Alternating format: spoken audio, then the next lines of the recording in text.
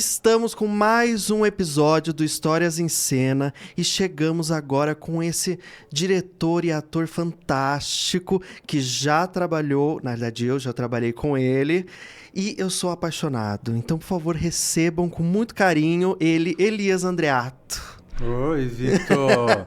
Você falou que é apaixonado? Eu sou apaixonado por você. Tô achando estranho.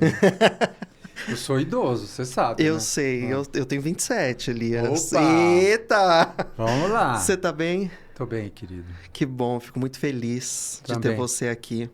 Eu trabalhei com o Elias quando eu fazia o curso no Wolf Maia. Ele foi meu diretor no último semestre, um semestre que rolou. E de encerramento, né? E de encerramento. Foi bem legal, assim. Foi bem... E trabalhar com o Elias, quando começou o semestre, eu fiquei com um pouquinho de medo, porque o Elias chega sério. Falei, Eu sou sério. ele é sério. Eu falei, ferrou, galera. Mas depois você vai conhecendo, você vai vendo o lado dele, ele se torna um paizão, né? Mais um avô, né? Um avôzão bom. avôzão. Um avôzão bom. Não, mas eu acho que... Falando rapidamente, assim, a minha história no teatro, na minha juventude, foi muito árida, muito difícil. Eu era despreparado, da periferia, fui trabalhar como técnico no teatro, como camareiro, contra-regra, até chegar a ser ator levou, assim, muitos anos. E as pessoas não eram muito carinhosas nem generosas. E eu muito despreparado, né? Sem conhecimento de nada, sem cultura. Então foi muito difícil. Então, depois disso, quando eu vou trabalhar ou vou encontrar com as pessoas, ou mais novas, ou da mesma idade, eu tento ter a delicadeza de que essas pessoas sejam tratadas de uma forma justa, honesta, nada mais do que a obrigação, né? Em qualquer encontro profissional ou não, né? E pode ter certeza que foi, porque eu falo por mim, Vitor, no último semestre do Wolf, para mim foi muito difícil em muitas questões, assim, de vida pessoal, tudo. E o Elias sempre estava lá para dar aquela acolhida, para conversar, Então, foi um dos meus melhores semestres, assim, do curso. Mas a gente está aqui porque a gente quer saber um pouquinho mais de você, quer saber histórias da sua vida em cena. A minha vida em cena? Algo que aconteceu. Sim, claro. Eu faço muito teatro. Uhum. Vou continuar fazendo. E, claro, tem tantas histórias, eu não sei se interessam, né? Mas vou contar duas pequenas histórias. Uhum. Uma da minha juventude, para a gente discutir essa questão também do jogo cênico, da verdade, o que precisa, porque às vezes a gente fantasia demais, Sim. Principalmente na juventude. Eu fazia um espetáculo sobre Antonin Artaud, que é um poeta e dramaturgo francês, um homem que foi internado, né? Extremamente alucinado, louco, maravilhoso, um grande criador. E o espetáculo tentava cumprir a trajetória dele. Eu fazia o Artaud mais velho, o elenco embaixo fazia... A narrativa era a história sendo contada. Uhum. O Artaud morreu sozinho, sentado ao pé da cama, segurando o sapato. Então a peça era sobre esse tema. Isso na década de 80... a peça foi censurada, depois a gente conseguiu liberar. Então a peça era de muito sucesso. O teatro tinha 400 lugares, lotava. Ai, que delícia. E na década de 80 a gente usava muita cocaína. Tá. Para fazer a peça. Ok. Todos. Não era só eu, tá? Então... A gente chegava cedo no teatro, se preparava, fazia todo aquecimento e, junto com tudo isso, cheirava-se muita cocaína. Se aquecia. Aí eu subia para o andarzinho de cima, onde eu ficava, sentava na cama, segurava o sapato, esperava o público entrar e começava a peça. que acontece? A cocaína, ela excita, ela é um estimulante. Então, quando você paralisa, então o que foi acontecendo? Foi adormecendo o pé, a perna, a coxa, o quadril, o estômago, o pulmão e a fala. Nossa, que merda. Então, começava com um poema do Arthur e não conseguia falar. E lá ficou. Todo Elias mundo olhava travadíssimo. para cima, eu travado. Ninguém podia me matar, porque também estava todo mundo cheirado, né? Então não era só eu. Não tinha um não sóbrio. Tinha um sóbrio. E aí teve que fechar o pano e não teve espetáculo. Todo mundo travado. Não, eu não conseguia, porque a peça dependia de mim, por incrível que pareça. E não fizemos a peça. Foi um dia muito difícil, mesmo sendo jovem, porque a gente fica pensando na loucura de ser jovem, de se entregar, que o teatro é um lugar de entrega, de mergulho. E aí o que aconteceu? Fui descobrindo que a coisa mais difícil, mais legal no teatro é a lucidez. Sim. É como você se prepara, como você está disponível para o jogo, para aquela brincadeira. Então, quanto mais você tiver sóbrio do ponto de vista da razão, mas não do coração, o jogo fica mais bonito, fica mais gostoso, bem acabado. E você vai se entregar do mesmo jeito. Você não precisa desse artifício para chegar numa grande loucura, para ter prazer. Isso eu descobri jovem e achei bacana isso, essa descoberta. Porque a gente sempre fica querendo um estímulo, ou é a água, ou é um não sei o quê, é o café. Mas, na verdade, o grande estímulo é o porquê você está ali, o que você quer dizer para aquelas pessoas, né? A sua escolha. Eu acho que hoje em dia você saber o que você quer na vida é uma grande loucura. Exatamente. É uma grande loucura, porque você pode fazer o que você quiser, dar espaço para a sua paixão, para a sua criatividade. Eu sinto também que tem muita gente que hoje quer muita coisa, mas também não quer nada nos dias de hoje. Então, descobrir, você saber o que você quer e ter isso, né, vivo dentro de você, é exatamente isso, gente. É uma sensação muito gostosa e muito prazerosa para tudo, tanto para a vida quanto para a arte. E na minha época se falava muito assim, desse teatro visceral, da entrega, de você transpirar, sair acabado, aqueles personagens. Fiz Artaud, fiz Rimbaud, fiz Van Gogh, fiz Oscar Wilde, fiz grandes personagens atormentados e tal. E aí eu descobri também que você fazer uma peça de sofá, sentadinho, uma peça que você conta uma história sentado na sala, pode ser muito mais louco. Exato. Do que você fazer no sanatório. É verdade. Sim. Eu tinha um pouco essa ilusão. Toda vez que eu fazia esses personagens atormentados, assim, eu fiz peça que eu injetava uma seringa, tudo fake, né? A peça de um autor maravilhoso, Robert Inaurato, discípulo do Sanchepa, com a Maria Alice Vergueiro, a gente era num monte de lixo, a gente comia comida do lixo, a gente se drogava, era uma coisa louca.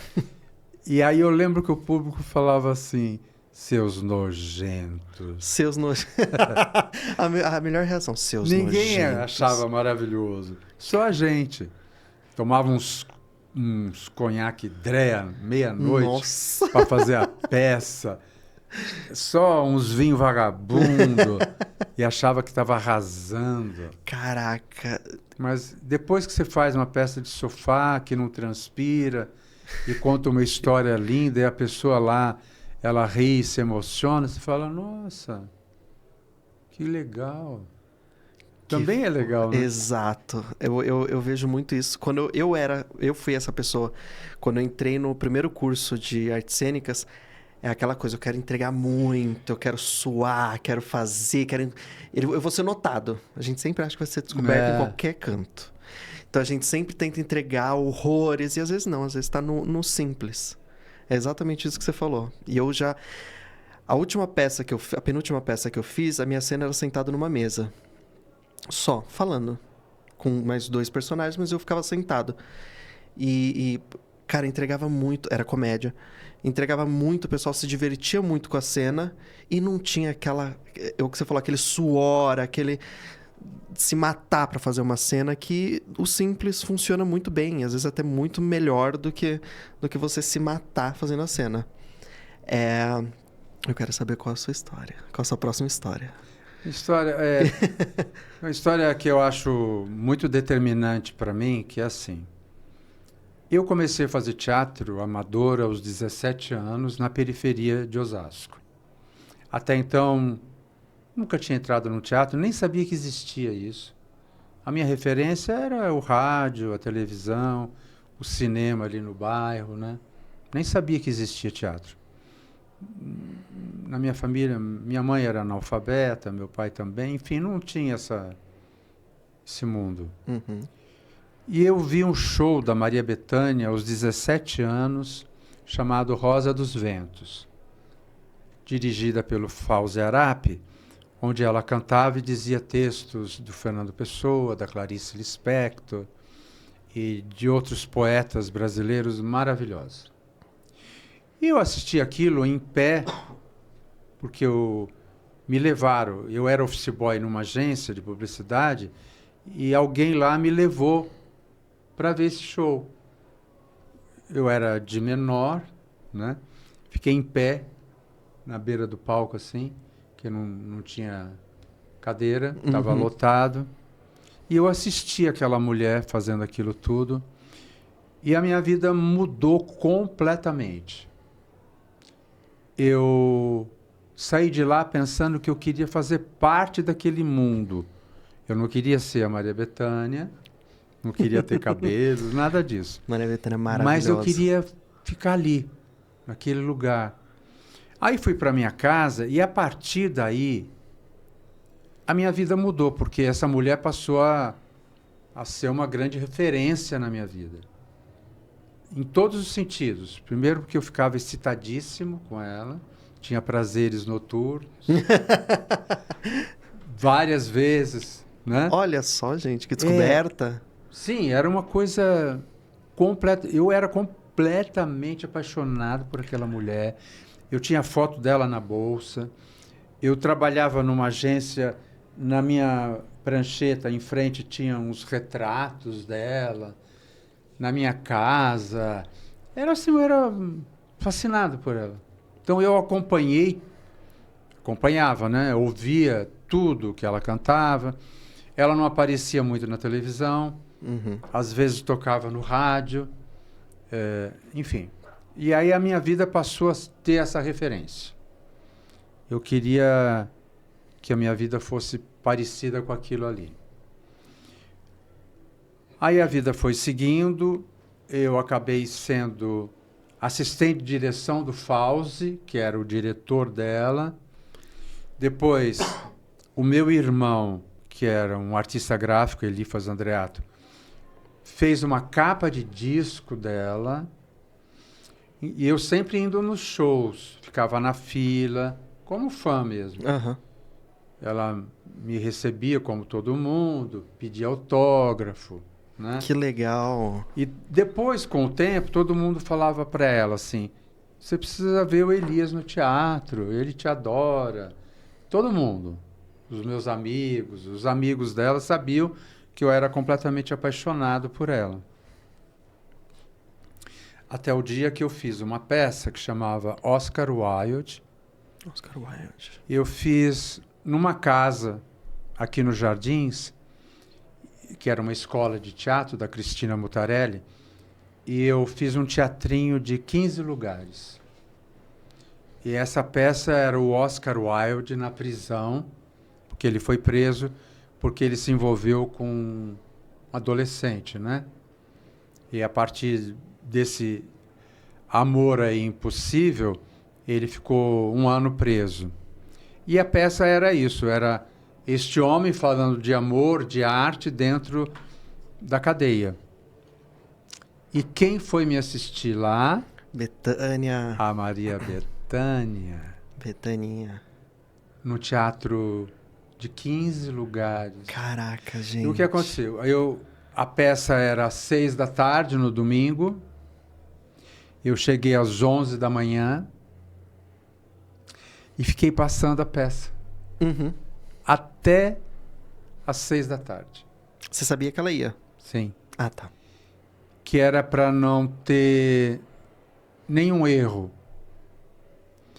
E aquele momento, para mim, foi um dia muito difícil, porque era a constatação de que eu idealizei uma coisa, se concretizou, e ela tinha que ter o melhor de mim, né? Uhum.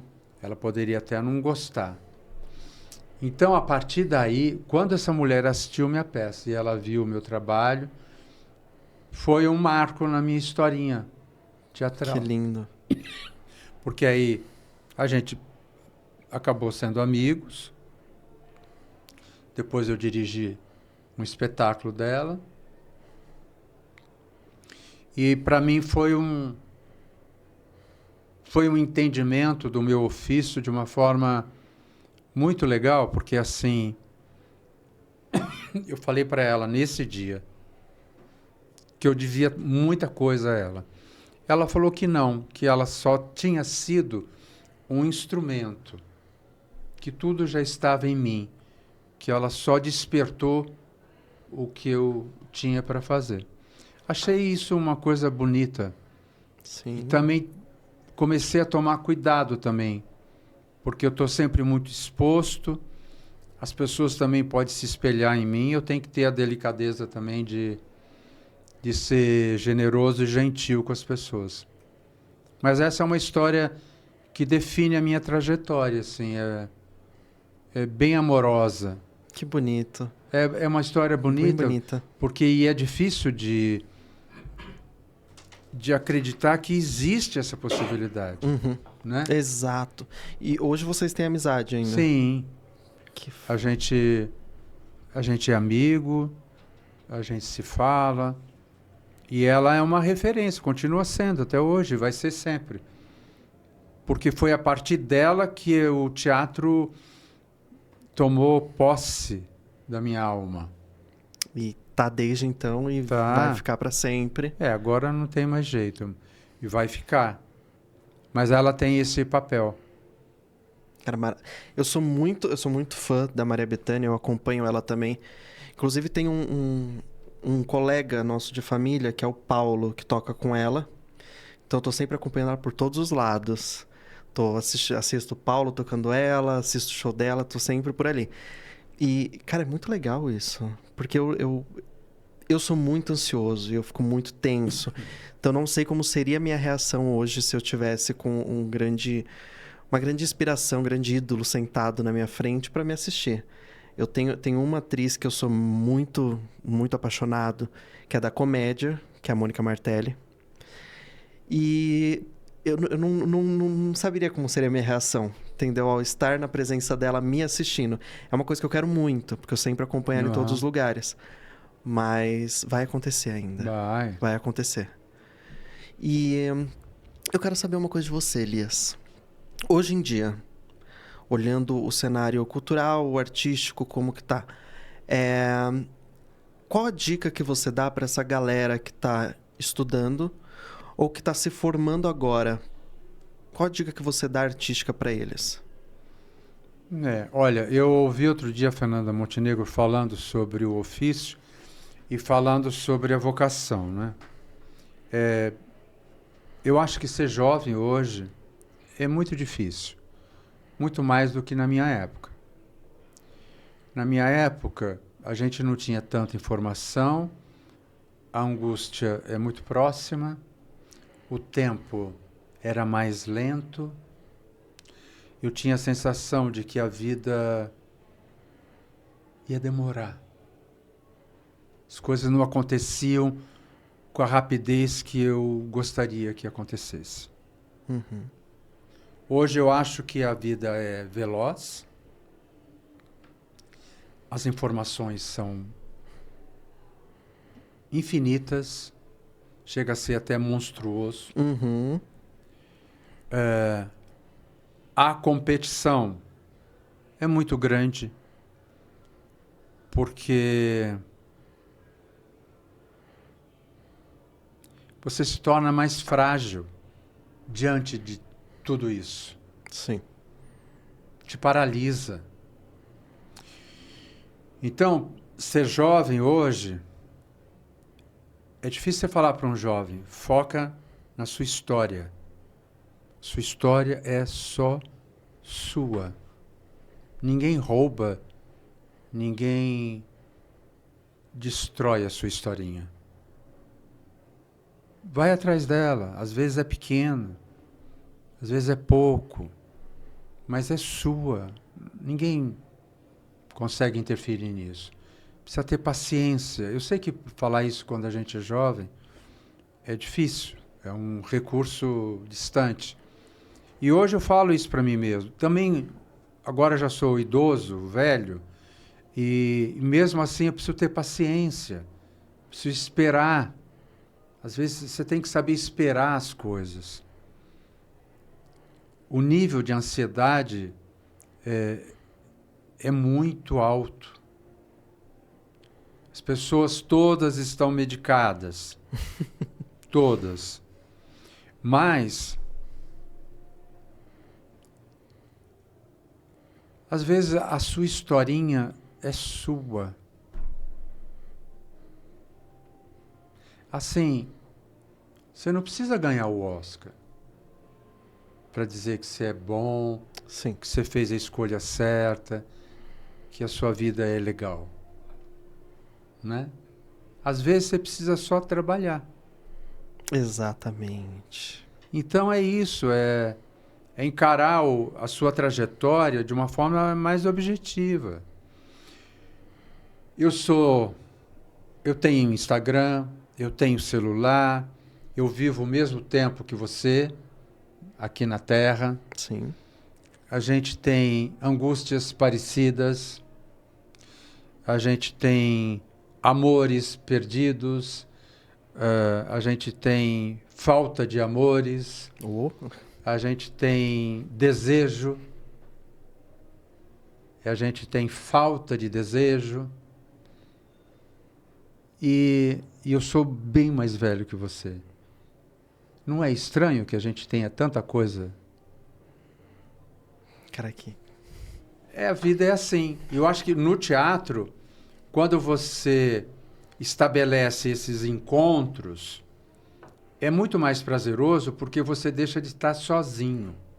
Sim, exato. Sozinho é muito árido. Eu sempre falo assim, se junte com os seus semelhantes, né? Não precisa ser o gueto. Não é assim, o velho com o velho, o gordo com o gordo, o negro com o negro. Não é. Mas você tem que se juntar com as pessoas que são próximas, familiares, que falam a mesma língua. Exatamente. Sozinho é muito árido. Sozinho, o único caminho da solidão é a dor. Ninguém fica feliz sozinho a vida toda. Eu posso ficar feliz sozinho em alguns momentos. Exatamente. Alguns momentos são até bons. Mas a vida toda não. Não. Você precisa do outro. E o teatro é uma arte coletiva. Mesmo que você faça um solo, eu sei que é frase feita, mas é verdade.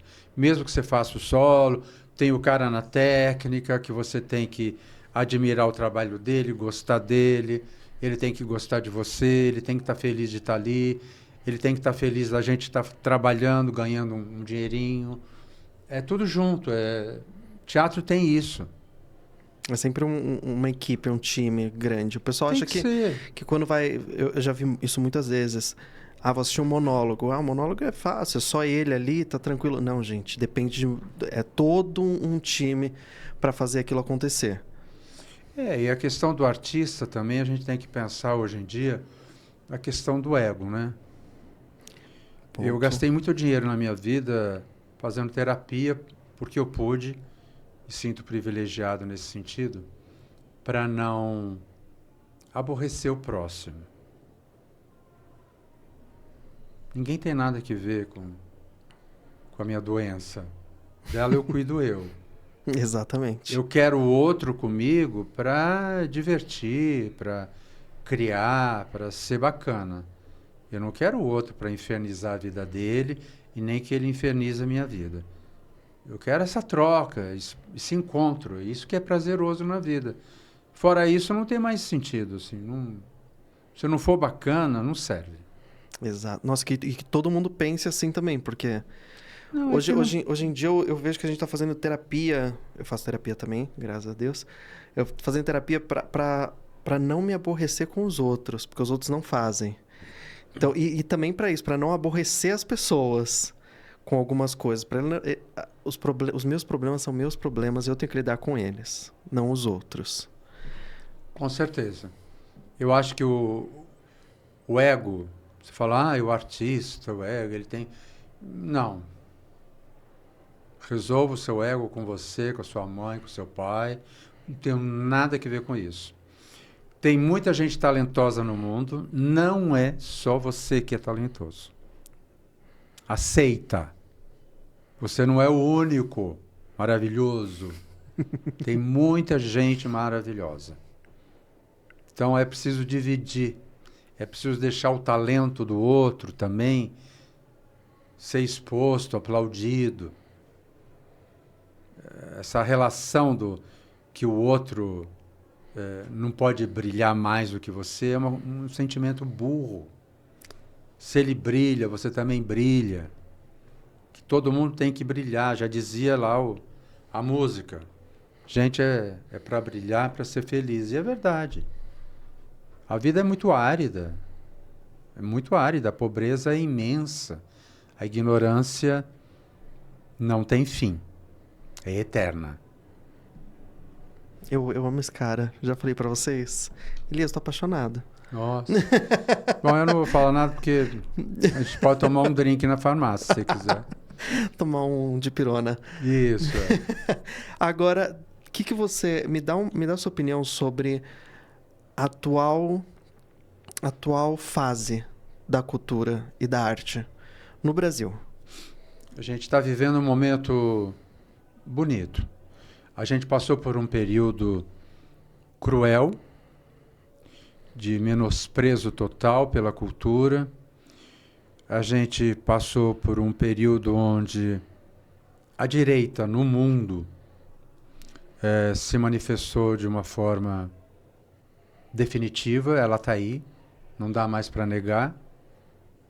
Estamos vivendo este período, depois desse tenebroso inverno que passou, a gente está vivendo um momento de euforia, de renascimento da cultura, tanto no cinema, na música, no teatro, em todas as áreas.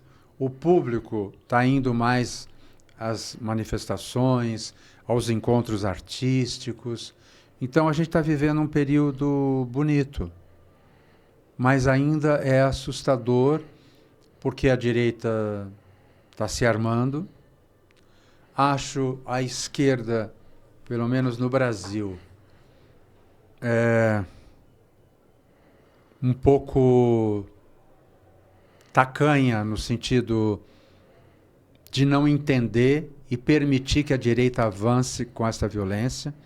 Acho que a esquerda tinha que se mobilizar, se modernizar, para que a gente saia vencedor. A gente não pode permitir que a direita radical, se instaure no mundo. A gente está vendo agora o que o Trump está fazendo. Nós, artistas, a gente tem esse papel. A gente tem que não resolver o problema da humanidade, mas apontar os defeitos, os nossos e do público, do mundo. Nosso papel é esse, de estar antenado, de estar falando, de não estar aceitando.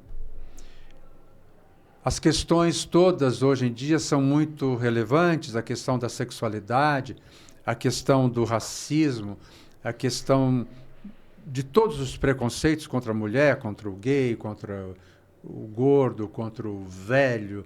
As pessoas estão vivendo um período de muita sombra, de muita violência. É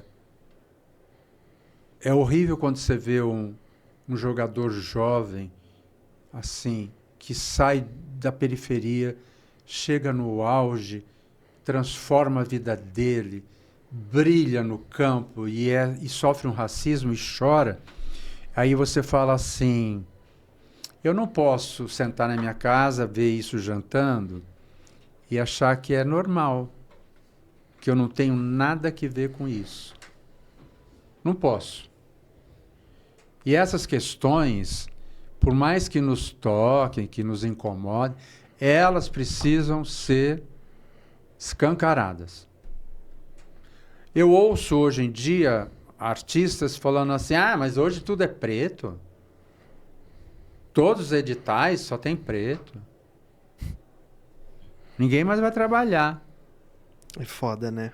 Aí eu sempre falo assim, olha, nesse momento a melhor coisa é não falar nada, só ouve. Nosso papel como branco, privilegiado, não importa de onde eu vim, se eu fui... Não vou competir. Não tem nada a ver. Não posso me comparar com um ator negro que vem da periferia e eu... O que ele sofreu, eu não sei, é maior do que eu. Não posso, eu só tenho que ouvir. Sim. A gente conversou um pouco antes, a questão da gordofobia. Sim. E também a questão da velhice. O preconceito é tamanho, é muito grande. Mas a gente não pode ter pudor de falar sobre, escancarar. Eu tenho um namorado que é negro. Ele foi na minha casa, a gente chamou o elevador, tinha gente, e ele falou assim, vamos no outro. Eu achei estranho, mas respeitei. Eu falei depois, vamos no outro porque você não quer entrar e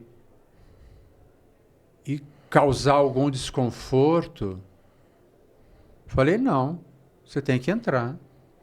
Se a pessoa criar alguma situação, a gente briga. Exato. Não tem... Isso não existe. A minha sobrinha, ela é gordinha e ela fala isso todo final de semana. O preconceito que ela sofre por ser do jeito que ela é. E aí eu falo exatamente isso. Eu falo, põe a boca. Grita, xinga, tira pedra. Você está no seu direito. A minha sobrinha neta de 10 anos, eu falo tudo o que eu quero para aquela menina. Todas essas questões. Ela fala para mim assim, tudo bem. Não tem problema nenhum. Que bonitinho. Não tem para essa geração, não tem. Então a gente tem que, como artista, como cidadão, a gente tem que dar uma parada aí e ver que a gente precisa ter opinião, a gente precisa se manifestar. A arte que a gente faz tem que ter esse sentido. Eu estou fazendo uma peça onde eu faço um judeu velho e um rapaz gay. A peça é muito tocante, fala sobre preconceito, fala sobre o amor, tem humor, tem emoção. E as pessoas saem do teatro tocadas Porque é um tema que precisa ser dito, e não é lá no gueto. Para aquele público que vai lá no Teatro Renaissance, público burguês, Exatamente. né? Preconceituoso. Então, assim, o artista tem que se posicionar, ele tem que estar junto com todo mundo. É exatamente isso. Aproveitando que a gente falou desse assunto, da parte da gordofobia, do preconceito, eu tenho que fazer uma pergunta, mas antes eu vou abrir para o pessoal entender o que aconteceu. Quando eu fui fazer o teste para o streaming, a primeira coisa que eu fui questionado é se eu faria um personagem para o núcleo cômico. E eu disse que não, o personagem era tal, era do núcleo da parte de drama, cenário do drama. Quando eu comecei a fazer, eu fiz, fui razoavelmente bem no teste, deu tudo certo, mas no final eu fui questionado novamente se iria para o núcleo cômico, porque gordo, né, sendo direto, gordo faz comédia, padrão faz drama. E quando eu questionei para eles, tá, mas tem alguma coisa no roteiro que o personagem esse personagem tenha que ser magro, tenha que ter, né, um corpo padrão. Não tem.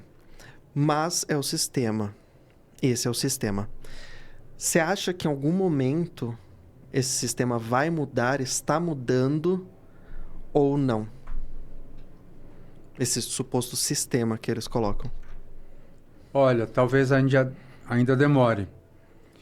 A menina que ganhou o Oscar não tem rede social. Então, essa historinha de que para fazer televisão, para fazer teatro, para fazer streaming, tem que ter seguidores, tá estranho. Não bate.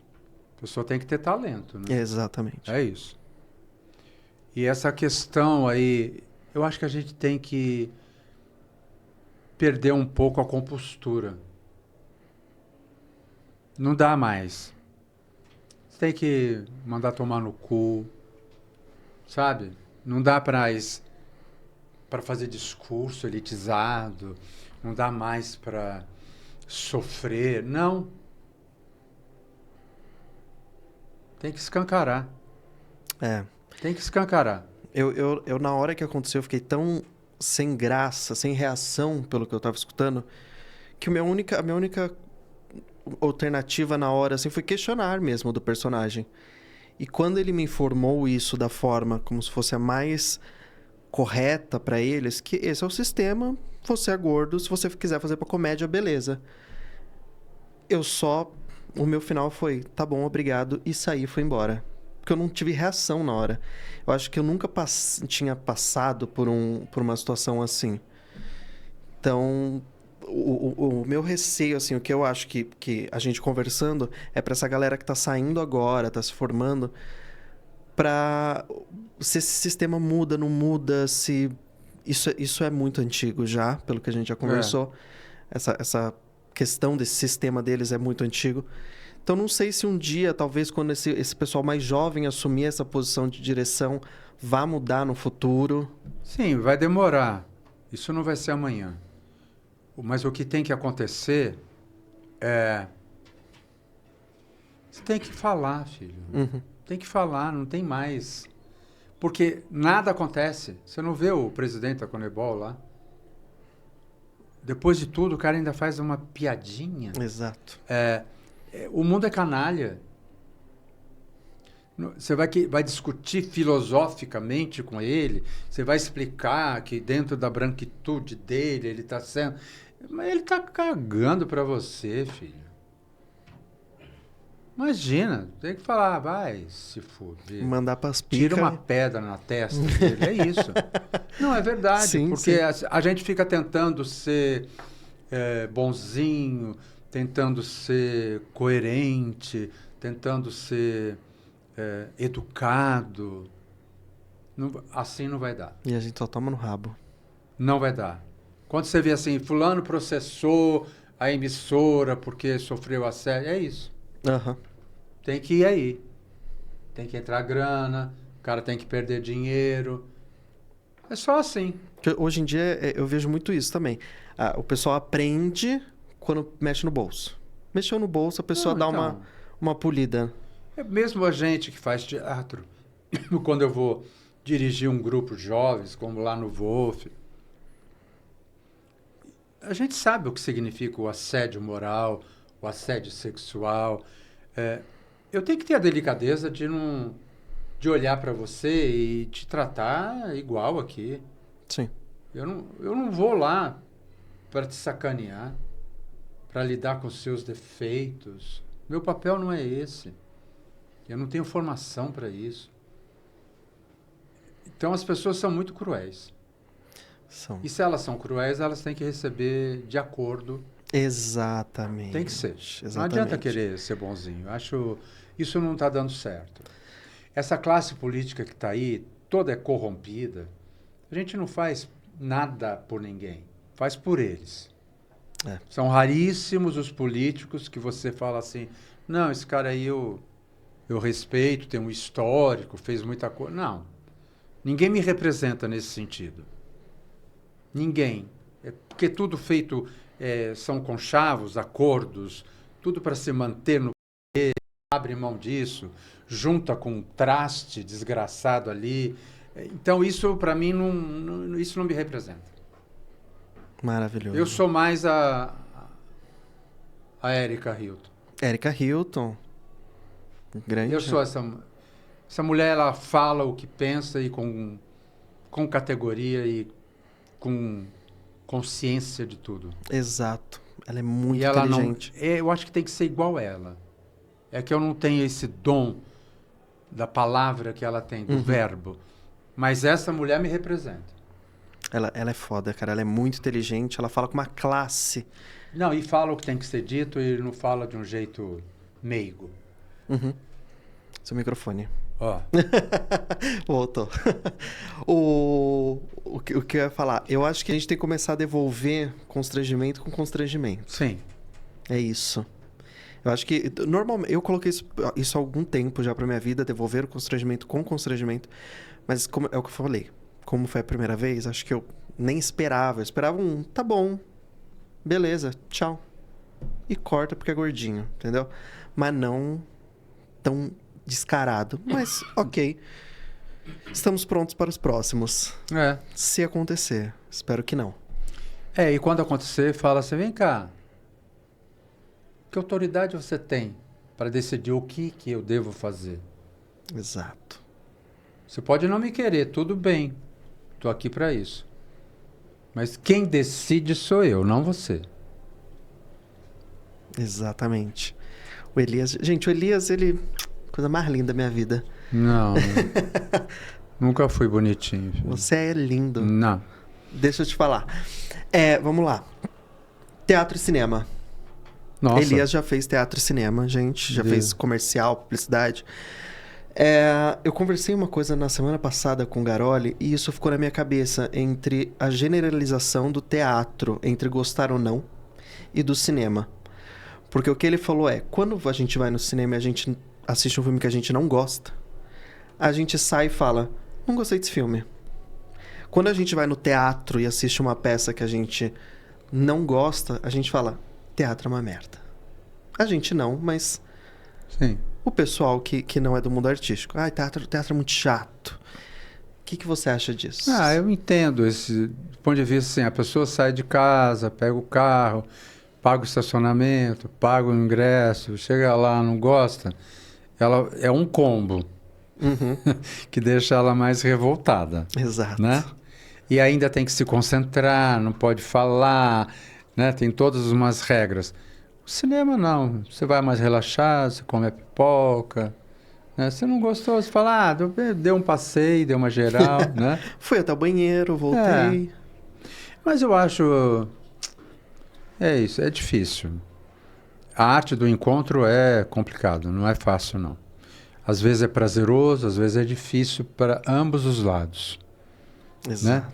Às vezes a gente faz uma peça e o público é péssimo. O público é burro, o público é mal educado. Às vezes a gente faz uma peça de qualquer jeito e o público ama, você fica com vergonha, né?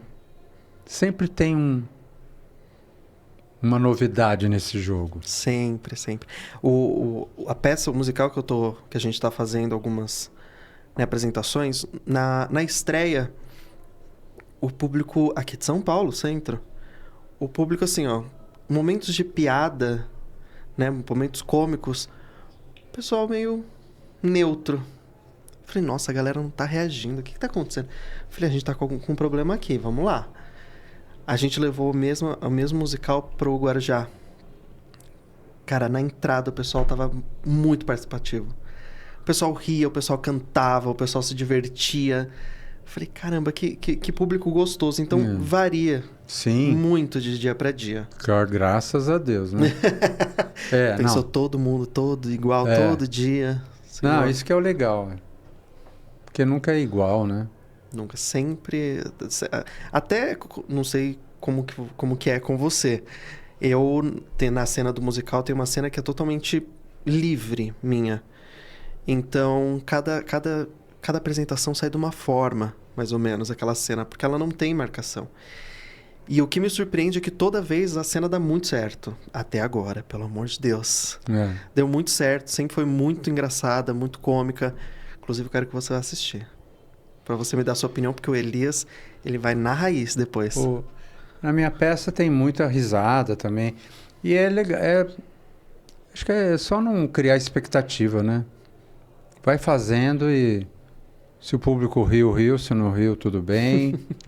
Porque senão você cria uma expectativa. Você fala, essa piada aqui é muito boa. Chega na hora, ninguém ri. Aí Por exemplo, quebra. domingo tinha uma mulher que ria alto, sozinha. Ela ria mais. Pensei na hora assim, falei, essa mulher vai dar defeito. Ela vai dar Mas problema. depois ela foi baixando a bola, porque ela foi entendendo que a peça não era só o riso, né? Mas é isso, cada dia tem uma novidade, né? E a gente também tem novidades, né? Sempre. Tem dias que você não está tão concentrado, tem dias que você está mais frágil, enfim.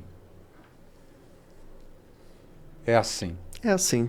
Você tá fazendo com o Johnny, né? Johnny Massaro. Ai, Johnny Massaro. Bonitinho. Eu acompanho ele também bastante. Eu acho ele incrível. Eu quero assistir vocês o quanto antes, agora que deu uma acalmada nas gravações também. Porque eu tava gravando aqui e eu tava gravando na Record também. Então agora deu uma acalmada, eu consigo ir assistir pra prestigiar os dois. Ele é um ator jovem, maravilhoso. A gente se deu super bem. E foi assim, de graça. Porque podia não dar certo, né? Sim, que acontece. Acontece. Mas não, a gente se deu muito bem. E é muito prazeroso. Porque somos nós dois em cena, então a gente curte muito fazer. Isso é ótimo. E ele vai sair, é uma pena, mas... Mentira. Mas vamos arrumar outro. Mas ele fica até final de maio. Legal, bom. Então, quer fazer o merchan da sua... Bom, eu estou visitando o Sr. Green, de Jeff Barry, com direção do Guilherme Piva, eu e Johnny Massaro, no Teatro Renaissance, sábados e domingos, sábado às 21 e domingo às 18 horas. A peça é um texto clássico, pode-se dizer assim. O tema é sobre preconceito, é um velho judeu e um jovem gay, e o confronto entre eles é muito bonito, com humor e muita poesia. Essa peça eu dirigi há 25 anos atrás com o Paulo Outram, então estou tendo o privilégio hoje de fazer como ator. Então foi uma experiência na minha existência humilde aqui teatral, muito interessante, porque há 25 anos atrás eu dirigi. Eu criei o espetáculo para o Paulo e hoje eu estou fazendo o papel que ele fez. Tem muitas lembranças, o processo foi muito bonito, com o Johnny, com o Guilherme Piva, o diretor. Foi tudo muito delicado, muito simples, sem nenhum estrelismo de ninguém. E a peça é um sucesso, que isso também é um dado bacana. É um tema aparentemente tão comum, mas o mundo anda tão violento que as pessoas se emocionam, porque é um velho judeu preconceituoso, porque o rapaz é gay. E essa discussão aproxima os dois na solidão. Que bonito. É. Que lindo, É cara. bem legal.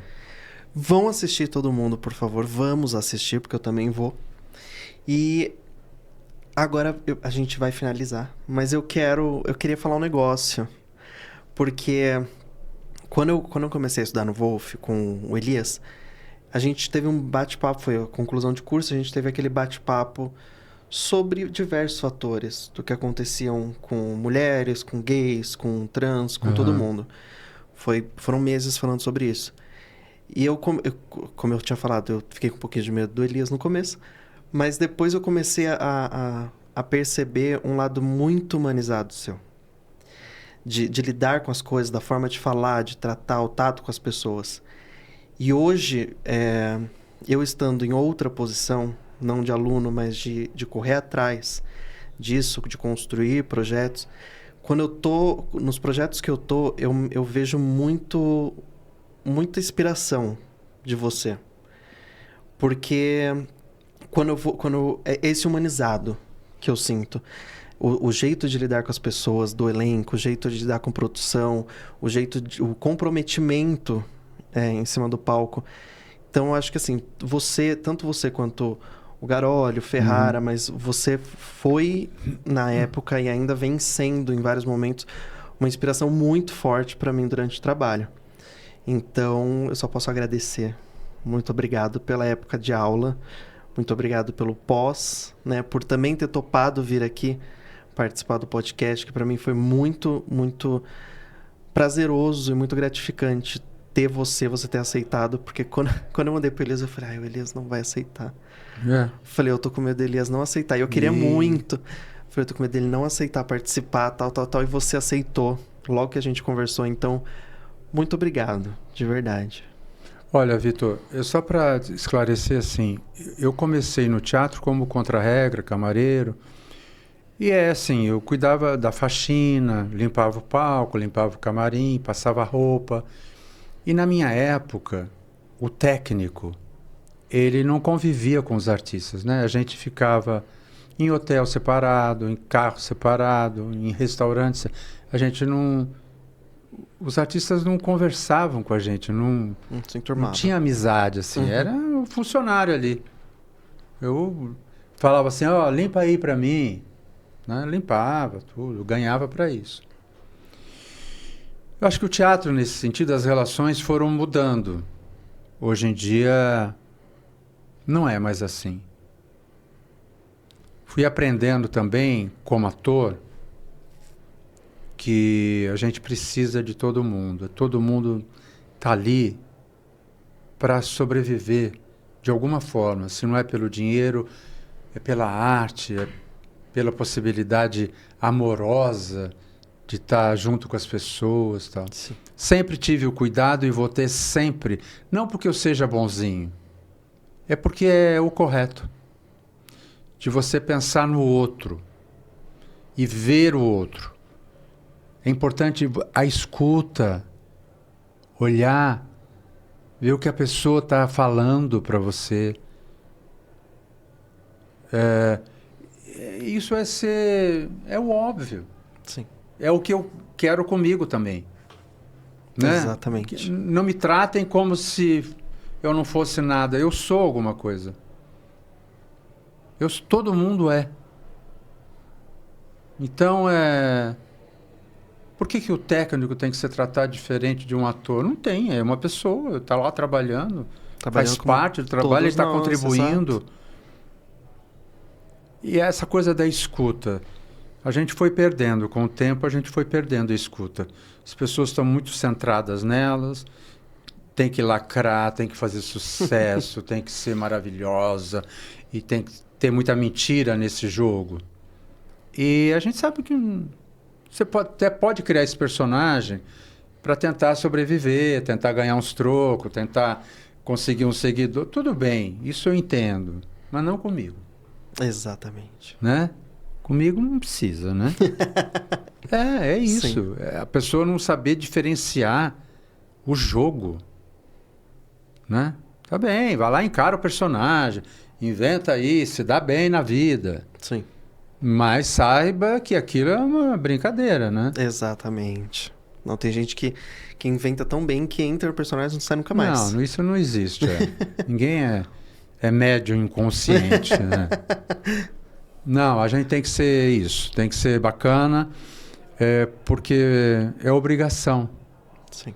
Não é que você é fofinho, você é bonzinho, né? Não, é obrigação, tem que ser, é só isso.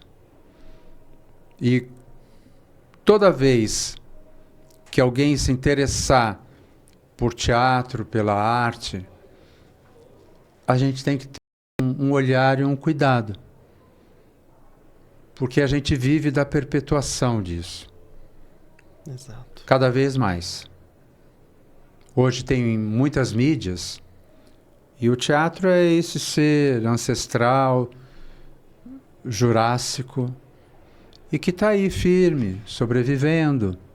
Lutando. A inteligência artificial não vai chegar ali. Não. Pode usar como um efeito em um momento, mas vai precisar da gente. Então, essa arte não vai morrer. Exato. Com essa modernidade. Maravilhoso. Talvez você, daqui uns anos, não tenha tanto interesse em ir. Talvez você vá conseguir me levar para dentro da sua casa, sem precisar ir lá. Tá. Mas eu vou continuar existindo. Perfeitíssimo. É exatamente isso, Elias. Cara, que foda. Tem uma notícia. Estamos chegando ao final. Oh. Chegamos ao final, gente, com o Elias Andreato, esse maravilhoso. Muito feliz em receber. E te amo. Te amo. Parabéns. Ó, histórias em cena. Obrigado, gente. E a cena é no mundo, você sabe, né? Exato. Não é só no teatro, não. Exatamente. E se você tem alguma história muito boa pra contar, faz o seguinte, manda pro e-mail que eu vou colocar aqui embaixo, que a gente faz questão de trazer sua história aqui, tá bom? Gente, muito obrigado por assistirem hoje. Um beijo.